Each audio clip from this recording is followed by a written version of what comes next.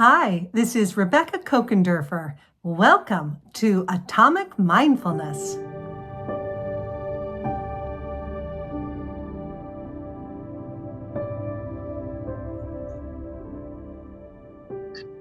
Hello, everyone. Welcome to Atomic Habits Day number 5. So happy to have you with us. Funny story. It was really hard for this video to take place, and it's such an example of the benefit of mindfulness. So this morning, I had everything all set up yesterday with the email and scheduled with the Zoom link today, scheduled to go out at 6 a.m. this morning. So I wake up about 5 minutes after 6. I go, let me just check and see if it's gone out. And it hasn't gone out. And I thought, well, maybe it's taking a little bit more time. So 6:15, I check. Yeah, still no newsletter. I go, well, that's unusual. All right, I'm not going to panic until it's an hour afterwards. Maybe it's just throttle or taking a bit of time, but I think I'm going to get up and get a cup of tea. So I get out of bed and I'm just sitting, and then I wait. And then after 1 hour, it still has not gone out. So here is like the first mindfulness benefit. In the old days, I would have panicked. I would have had an adrenaline rush. I probably would have started sweating. My stomach would have gotten tight. In my head, I would have been, the voice in my head might have been beating myself up. I would have been really anxious, and it would have meant something. But the beauty of this inner work that we've been doing, our whole lives, is that it allows you to come back to center, come back to center, come back to center. So the first thing I did was, yeah, thank you. I'm putting on my celebration crown. Hi, Debbie. Yeah, I took a few deep breaths, because you change your breath, change your world. So I took a few deep breaths, and that is so centering. No matter what happens in our world, let's let the first thing we do, take a deep breath. And then I thought, it's time for my favorite, how can I question. It's such a powerful question. I've made it a habit that I can do it automatically now, even when adrenaline starts to run. I'm like, okay, that Zoom link appears to not be going out. And I contacted the company and they said, oh, our platform's down. So, okay. So, question number one was like, okay, what if this is happening for me, not to me? Because I think there was a time when I was younger too that I would have done catastrophizing, and I would have maybe meant it like, oh, like, why does this always happen to me? That kind of stuff. Why does this always happen to me? Like the universe is just out to get me, or technology's out to get me. But fortunately, with these centering practices that we do, that voice has been quieted. And then it was time for my second powerful question, which was, okay, how can I let people know about this event? That how can I is my favorite question. I call it my power question. I use it all the time. As soon as it looks like I'm hitting some kind of a speed bump or a roadblock, I go, okay, how can I do this? How can we do this? And then the answer immediately came into my head. I go, you have a lot of these people's personal emails. Why don't you just go ahead? You've got time this morning. Why don't you reach out and send them the Zoom link? And then it was, well, I want to be a good communicator too. Let me check in with Coach John and let him know too that all is well. But they're down, and now they've been down at this point for like 3 hours. So hey, John, just here's the link. Send it to your people directly. They don't need to come in through me, but let's just let people know. So that's once again a great daily example of atomic mindfulness. Yes, it's like the deep work comes from the journaling. I love so much working through our stuff, but then in the moment, it's nice to have the power questions and the habits that keep us from catastrophizing.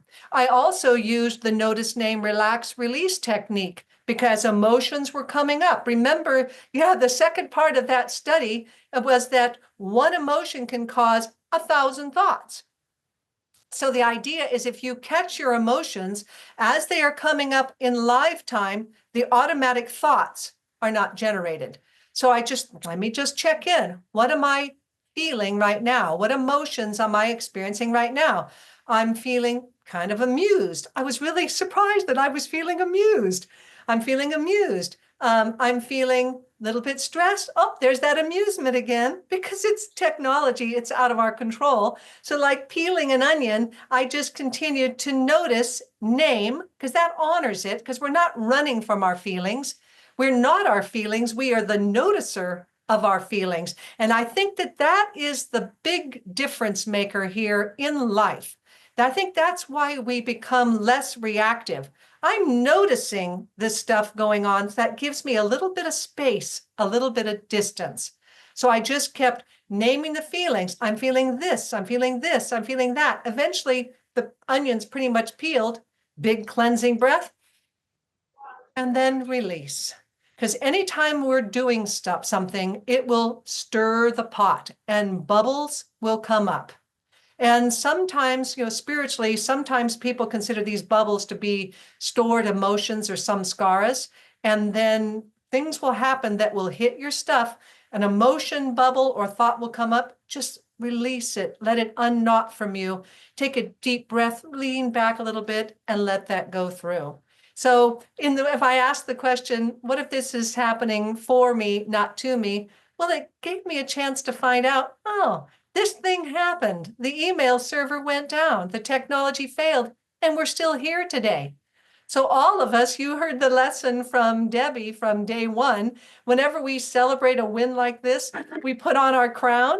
So let's all put on our crown today because we showed up. We got the link. Things showed up. We communicated with each other. We bonded, and we're here. So yay. Second thing I'm going to celebrate, having my hair ripped out. And I'm so happy to have you here. And Coach John, I think you're going to really like this session. I believe that when we come into this world, we're so perfect.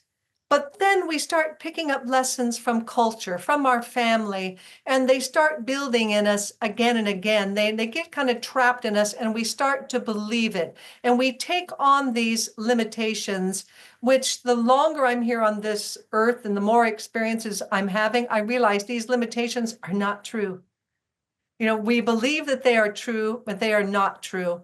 So on our mindful journey through life, Coach John is going to come in and he's going to help us talk a little bit about what are some of these limitations that we may be thinking are real that are not real. And then he's going to give us some solutions for that, some techniques for that come from love and kindness, because his business, one of the reasons I really wanted you to meet him is that his coaching business is called Follow Your Heart Leadership Training. I love that.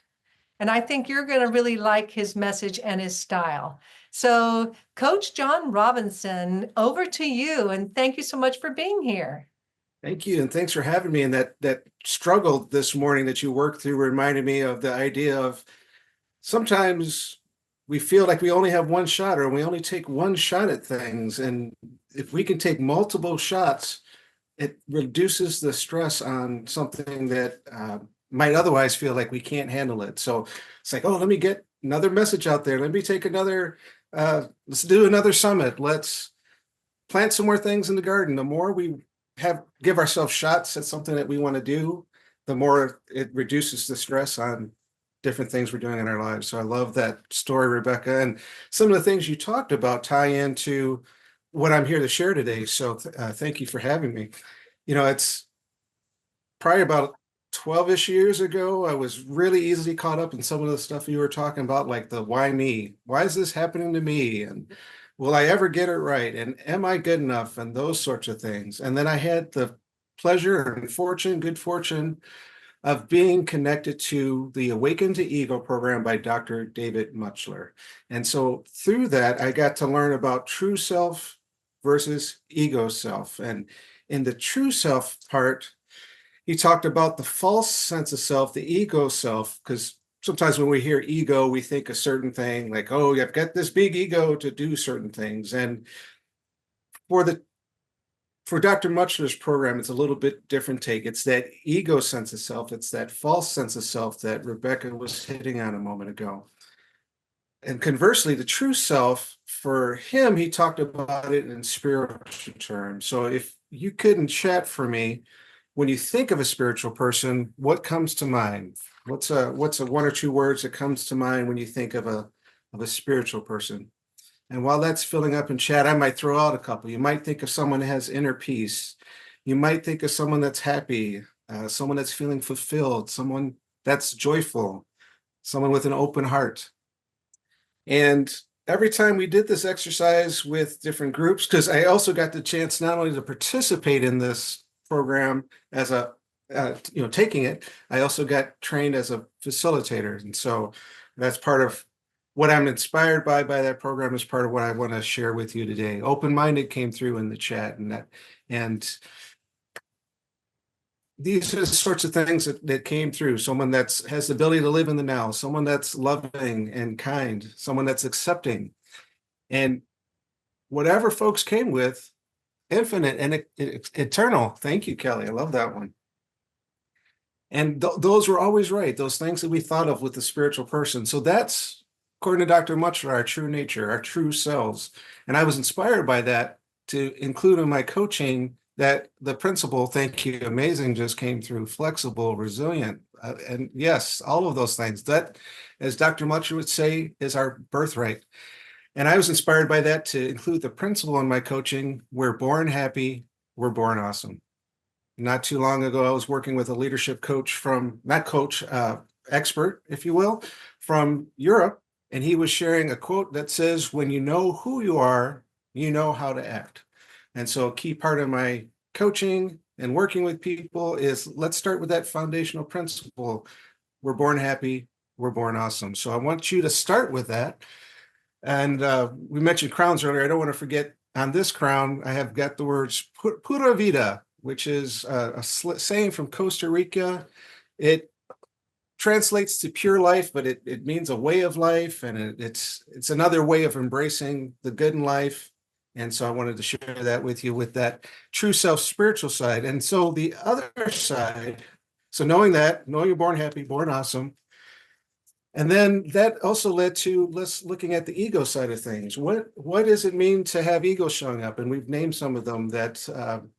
Why is this happening to me? My best isn't good enough. We even went so far as to find a life map.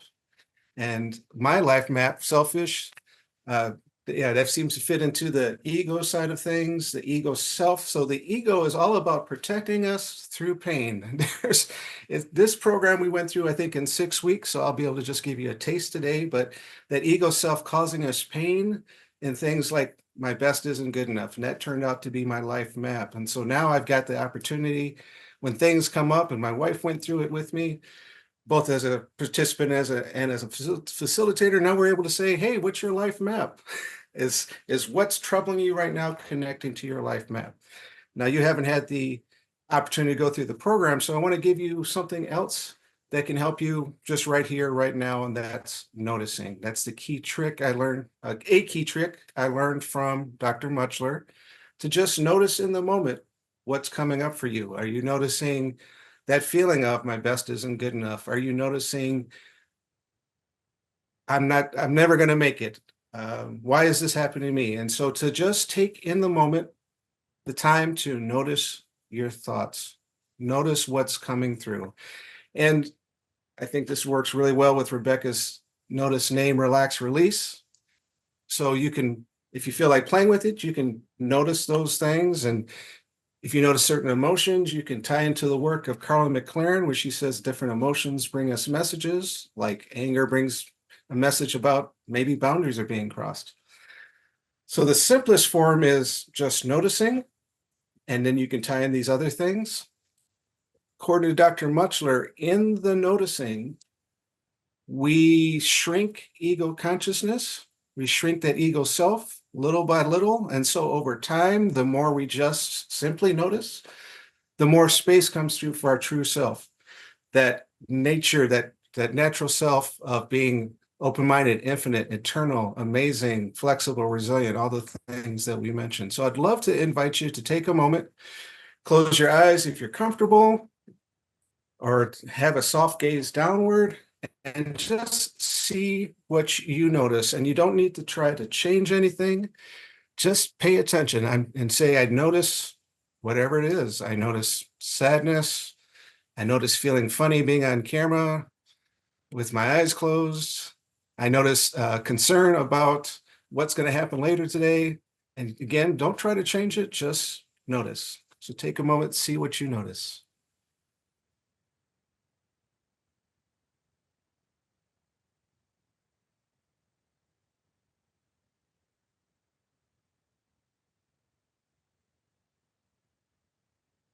Thank you. So start bringing yourself back to the room. Just gently bring yourself back. And so that's something you can practice anywhere, anytime. I also like just noticing our breath. And Rebecca touched on that one earlier too, just to be able to just, okay, I notice my breath. And again, not having to change it and just be able to notice it. You can play with other exercises. I like playing with different breathing exercises too, but it's so powerful to have something as simple as just noticing our breath, noticing what our thoughts are, and just allowing that to be. And so with time, that will open up more space for your true self. So that's the heart of what I wanted to share today. Rebecca, what do you think about any questions we might have next, or where would you like to take things?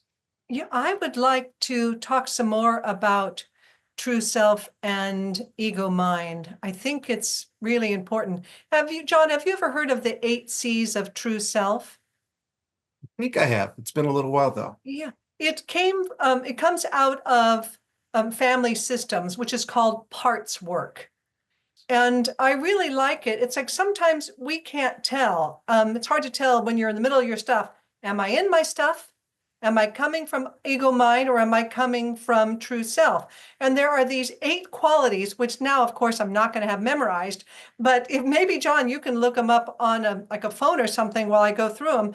But if what you're experiencing is one of these 8 qualities, that's a pretty good indicator of that you're in true self. For example, calm. Are you feeling calm? Curious. That's a really good one. When you're coming at something with curiosity, you're in your true self. So it's calm, curious. John, please bail me out. Find it online. I think I found it. Oh, yes, please. Compassion. Yes, Pardon me compassionate. for And that, hold on, because I saying, want to talk about each yeah, one. Thank you so much, John. Calm, curious, compassionate. And that compassionate is towards others and it's also towards ourself. And of course, I'm relating to all of these this morning when the email platform went down, right? Showing, I think if humor started with the C, that would have counted as a true self quality as well. So what's the fourth one now, John? well, I don't have necessarily the same order. Clarity, Clarity. creativity. Creativity. And that's where that how can I question. As soon as you ask how can I, that elicits creativity and brings you into true self. Nice. And the curiosity as well. Yeah, and Calm, curiosity as well.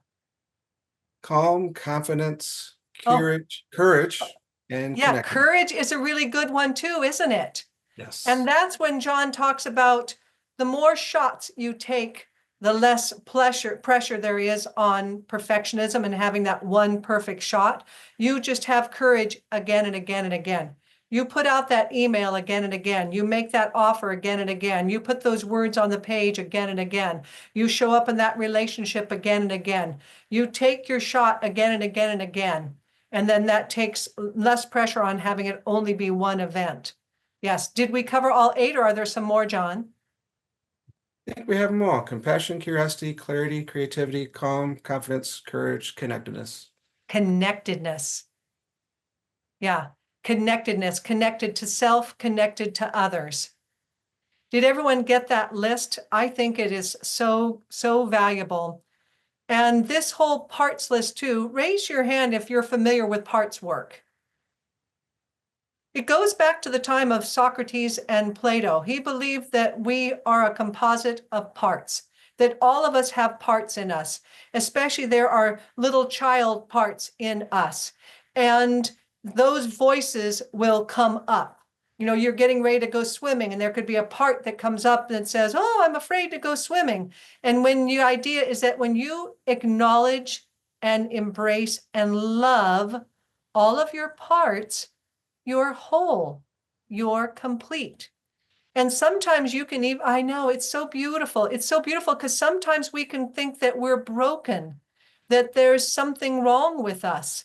And just by acknowledging these different parts, one time I was getting ready to go to Hawaii with a friend, and I noticed emotions coming up, outsized emotions. Like, I'm going to Hawaii. I shouldn't be experiencing this big emotion. Okay, what's going on below the surface? So I thought I did a little parts work. I go, hey, parts. Hey, parts. How does everybody feeling about us going to Hawaii? And then there was this adult part in there who said, I'm a little nervous about going to Hawaii because you're going to want to get in the water. And we haven't gone swimming in a very long time. You're going to want to get in the water and do this and that. So that part came up because our parts are almost always about self-protection. So that part came up and said, was a little worried about, I'm a little worried about us getting in the water. But then there was this 9-year-old little girl part of me who said, don't worry about that. I know what to do. Because I used to be on the swim team all those years, all the way through high school. And that little girl said, don't worry, I'll know what to do. So that's the beauty of this parts work.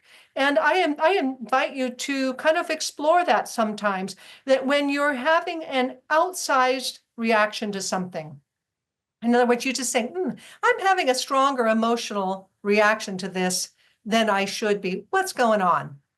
And of course, I like to notice the feelings, but as John said, sometimes you want to go deeper because maybe that emotion is speaking to you, and it's valuable. So I like to check in with my parts. Hey, parts, is anybody having some feelings about this? And sometimes I even visualize with an open hand, welcoming that part to come up and to talk and to be part of all the other parts of me. And now we're whole, and it's just about love. It's like, okay, part, I see you're a little afraid. You come on up. It's going to be okay, and we're going to be all together.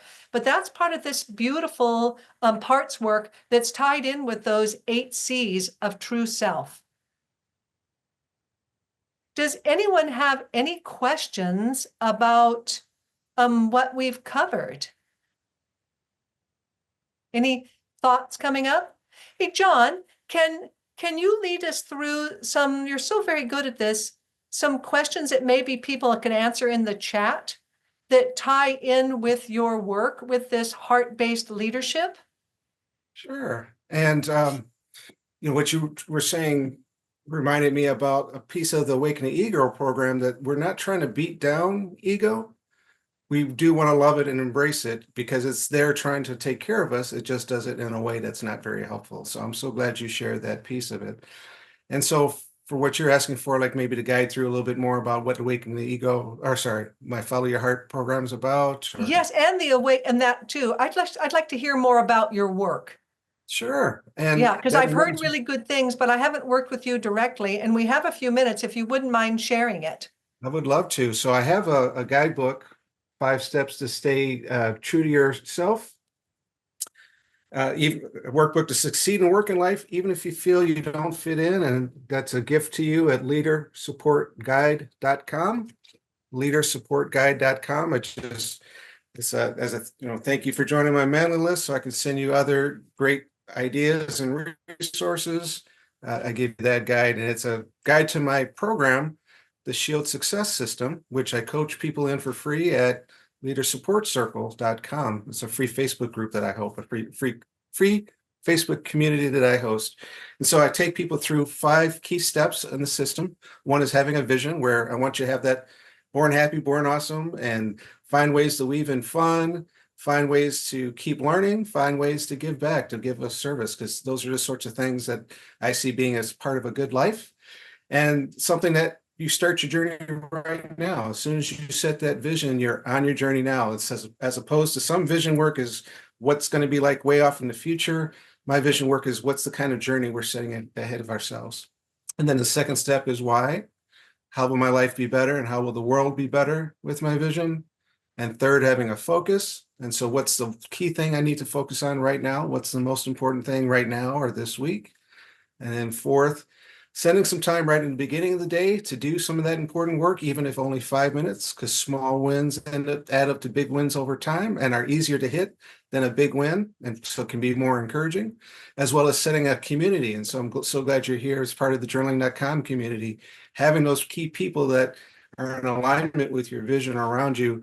Both those habits and that community help when willpower gets weak. And then finally, self-care. I call it self-care 365, doing something every day that brings you joy, rejuvenation, and so forth.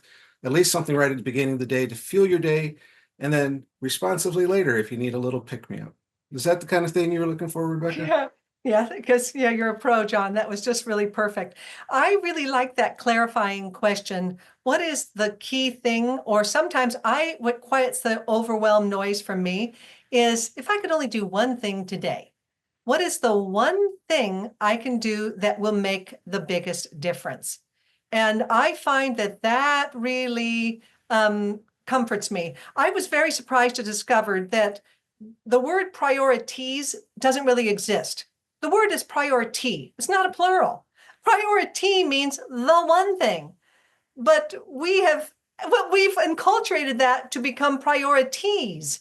That's just such a modern word, isn't it? So we think we have to have five number one things. No, you can only have one number one thing, one priority. So I agree with you, John. That question, what is the key thing or the number one thing I can do today that will make the biggest difference? And that's another mindfulness question, because I'm surprised that the answer is almost always different.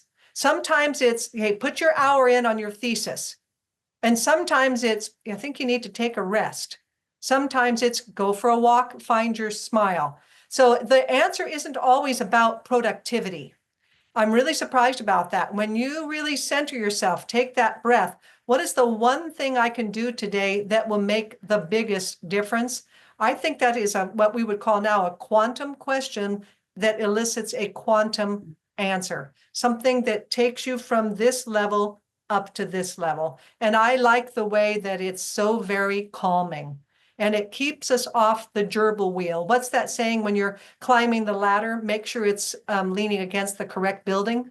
Yeah, so you're not just staying busy, Yeah. busy, busy, busy. Let's make sure that it is truly a priority, something that is truly important. And I'm really surprised that sometimes it's self-care. Oftentimes it's self-care is the number one thing that will make the biggest difference. And that ties in with what you were saying too, John. Thanks a This lot. is Yeah, I you. used to be a principal, executive director, and superintendent all at the same time. And so sometimes 60 hours a week was a light week. For a lot of people, that's way over the top. For me, sometimes that was a light week. And so it could feel really overwhelming with all the priorities. I love that distinction, Rebecca.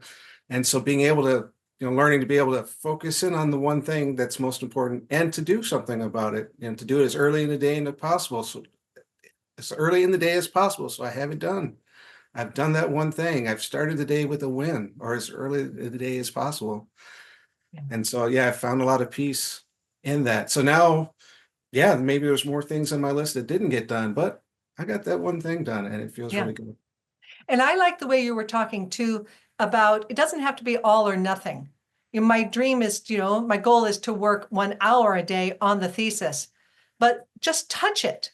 If you're trying to write a book or something you're trying to create, maybe you don't have all day, maybe you don't have 4 hours, maybe you don't have 1 hour, but at least touch it, do a little something. Because those little somethings really add up. Like you were saying, just take your shot, show up, do a little bit, do a little bit. You don't have to walk for 4.5 miles, just get outside. Because a lot of times it's the starting that's hard. That once you start that momentum, now you're okay. That's why I play the timer game. In my old job, I used to have to make ad calls, and that was really hard. So I would tell myself, okay, you only have to do it for 1 hour. So I would use a cooking timer. I would set it for 1 hour. And usually when the timer went off, by that time I was in the zone, I was in the flow, and I was able to make the calls for 2 and 3 hours. Sometimes it's that starting that has the friction that's hard. I Yeah. agree. So this is really, I feel like we've covered lots of really good, valuable points. How is everybody feeling about this? Are you finding some value in our time together today? That's great. If you feel like it, I would love to learn from you this idea of collective wisdom. So I'd love to learn from you. I know I love that collective wisdom too. It's where you learn from us, but we learn from you and you learn from each other. In the chat or by raising your hand, what is your key takeaway? Playing that one thing. What is your key takeaway from our time together today?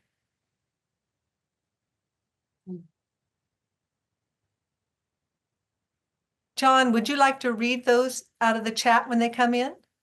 Sure, I'd be happy to. And if anybody came in through the Zoom link and not through the Summit link, I want to make sure that you connect with Rebecca to get the Summit link because there's 5 more days. And so I want to encourage you to be there. I've been part of it all along as a participant, and I've been loving it. So we've got priority is singular, wow, being our true selves. So far, those have come through. And someone said earlier, timely. Thank you for that. I'm glad that you're feeling it's timely and helpful. Being our true selves. I read that? No, I read that already. And Merle, yes, I can you like- unmute? Oh, I am unmuted. There we go. Yes, please.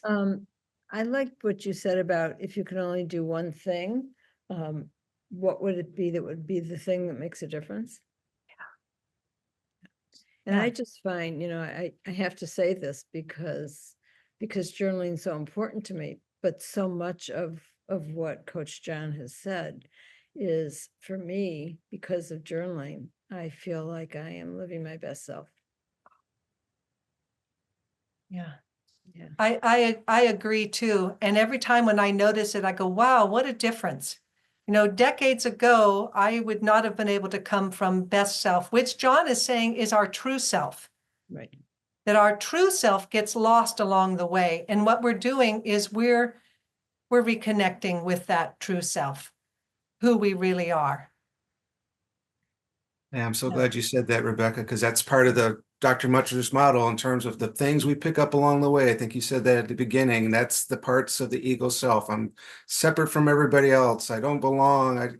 And those things increase until that ego consciousness comes along, until we start realizing that through noticing and other techniques, we can start reclaiming our true self and get that fullness of life again.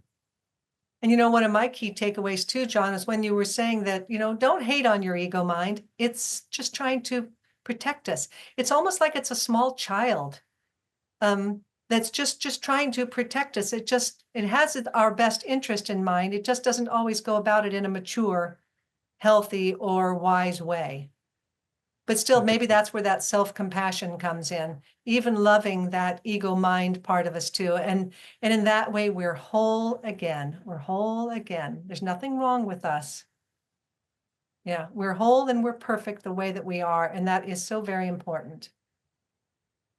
I love the parts work. Thanks for sharing that. And the 8 C's. I can't wait to dig into that more. Yeah. If you could just memorize them, if you could figure out how to remember the 8 C's, I will be so grateful. I think about them all the time. And I think about them when I do them. I go, oh, there's that curiosity. There's that compassion. There's that calmness. I just forget to remember them in order.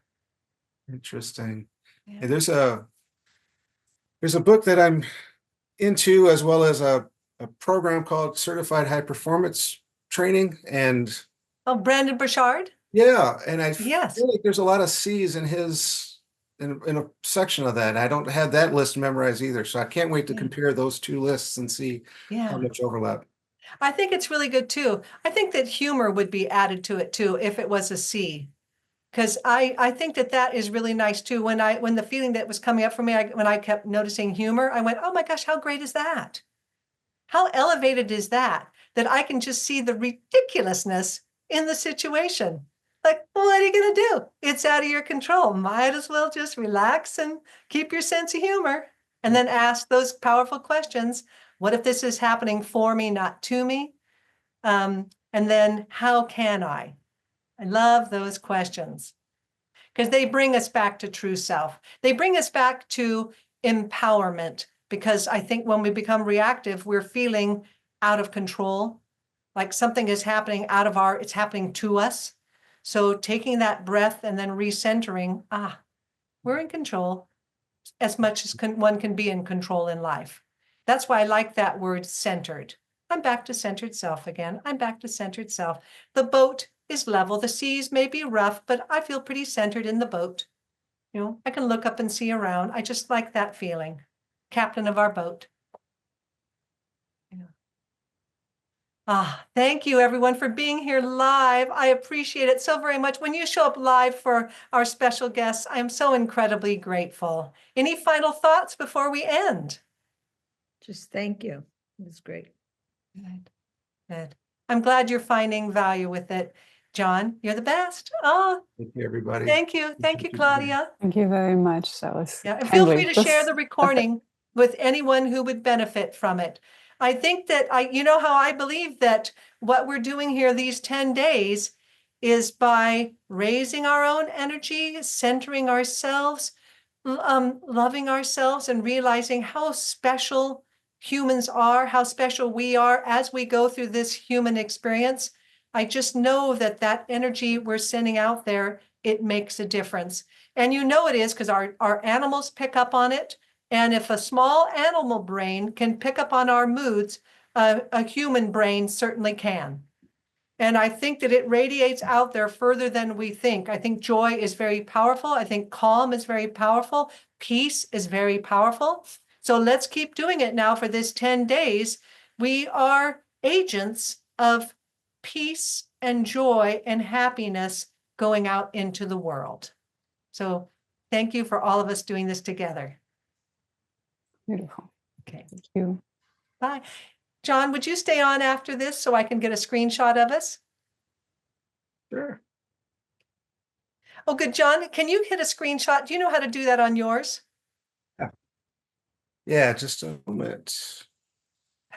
Thank you. I'm using a different kind of computer that doesn't have buttons for that. All right, you ready? Yeah. Okay, let me make sure I got it. I guess I'd better stop the recording. Hi, everyone. Hey. All right. Thank you, John. So much love and appreciation and gratitude for you. Thank you. You too. Yeah. Do you want to see the shot now or send it to you later? Yeah, just send it to me. That'll be great. And I'll send the recording to everyone. They're a wonderful group of people. Sounds great. Thanks so much for having me. This is a wonderful thing that you put together. Yeah, thank you. Bye.